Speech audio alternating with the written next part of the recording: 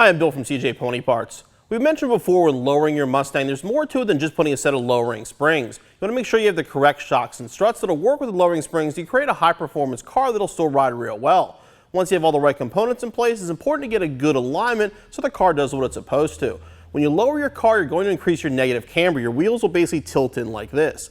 To properly adjust for this, you'll need a set of caster camber plates. So today we're going to install these Maximum Motorsports caster camber plates on our 92 Mustang GT.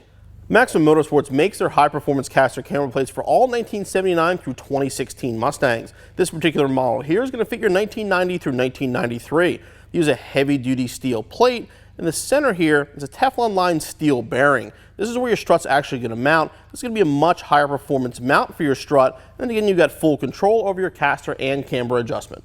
Maximum includes all the hardware necessary for installation, including spacers for mounting the strut. By spacing the strut up higher, you're going to increase bump travel, which is very important on a lowered car so you don't have some bump steer issues. For this installation, with a lift and a jack or a jack and jack stands, 3/8 ratchet, 9/16 socket, 17mm socket, 18mm socket, 3/4 socket, a short extension, 1/2" impact or ratchet, 18mm socket, 21mm socket, 24mm socket, torque wrench, 9/16 wrench, 18mm wrench, 21mm wrench, 24mm wrench, 6mm Allen key, drill, 5/32 drill bit, and safety glasses.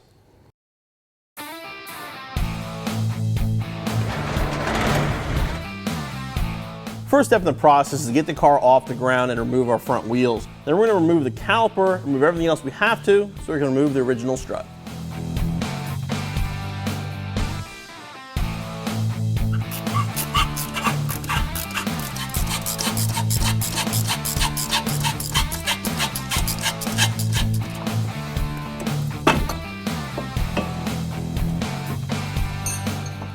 And you want to safely support it out of the way.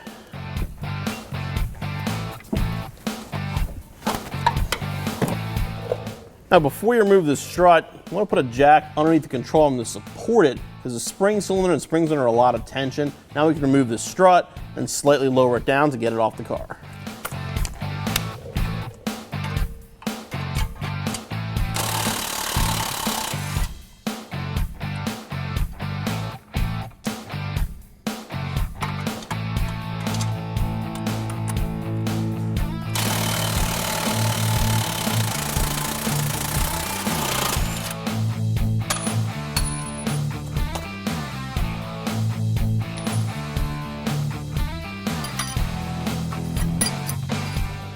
Now we're going to move up top and remove the strut nut so we can remove the strut itself.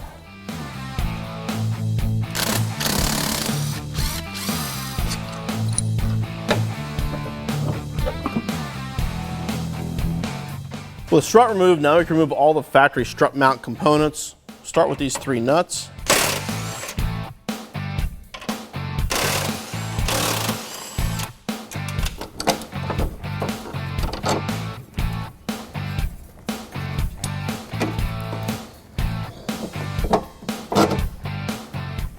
As usual, we're going to show you one side because the installation is going to be the same on the other side. There's one difference you may run into. Our car does have it. In some cases, this plate here may have a single rivet in the back. Just grab a drill, drill out the rivet. We're going to start the installation by putting the new bump stop on the original dust boot. In our case, we actually are upgrading to new struts as well, so we can install them onto our new Coney streets.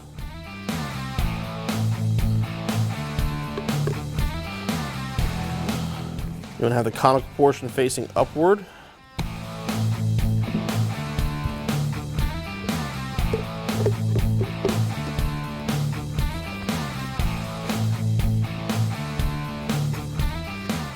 Down out of the way. And take one of the provided zip ties and tie it on.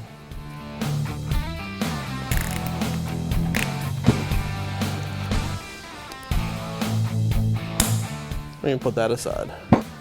Now we can start assembling the plate itself. These pieces, the actual plates, are side specific. They are labeled in the packaging. Make sure you have the correct side.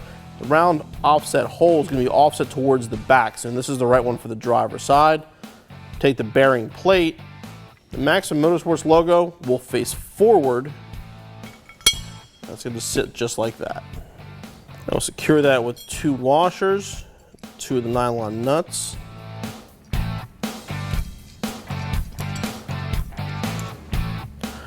Make sure they're all enough they don't fall off. We're not going to tighten them just yet.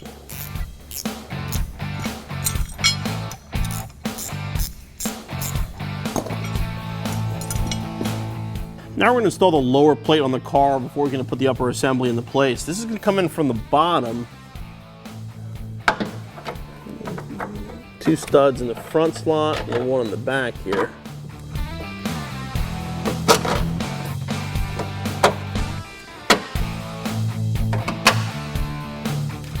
Okay, once you have this in, it's supposed to move freely back and forth. In our case, it doesn't. So you're gonna have to basically grind these holes, just open them up a little bit so it moves freely.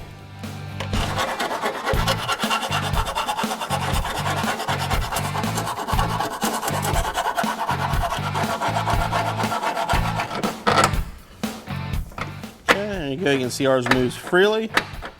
Now we're ready for the next step. Up into place, now we're gonna install washers. These will sit right on the metal shock tower. And then the 1/2-inch spacers.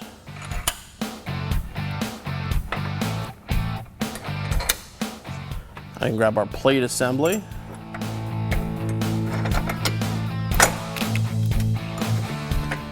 Now just carefully down into place for now. And install 3 more washers and then finally the nuts on top.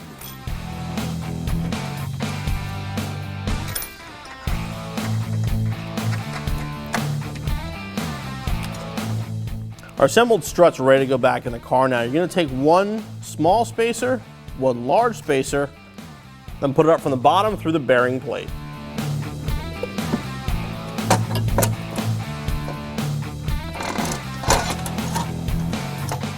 Now the strut through the bearing plate, same thing up top. Small washer, large washer, and then the nut.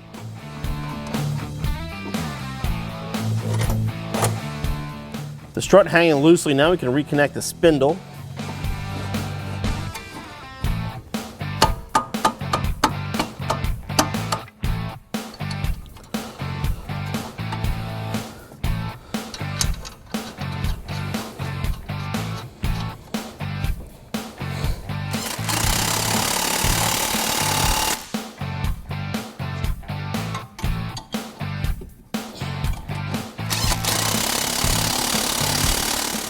Okay, final step down here is to reinstall the caliper.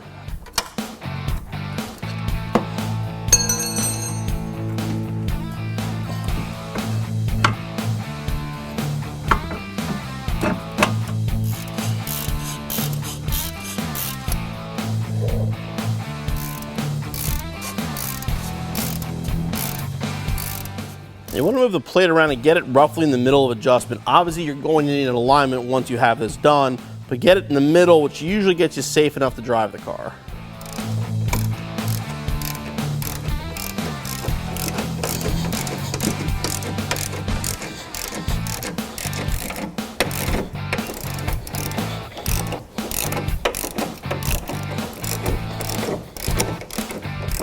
Okay, got them snug. Before we tighten them down, we're going to tighten the strut nut.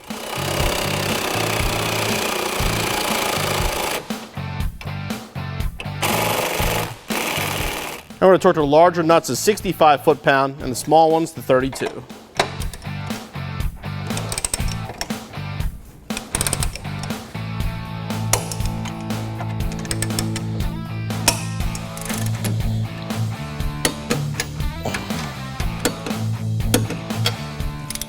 And you want to repeat the process on the other side and your installation is finished.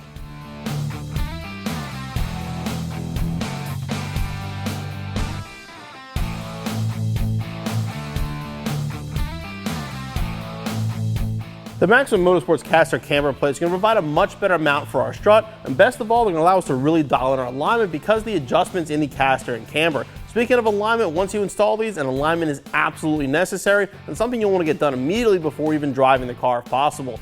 Overall, the installation is going to take you around 2 hours. Be back on the road in no time.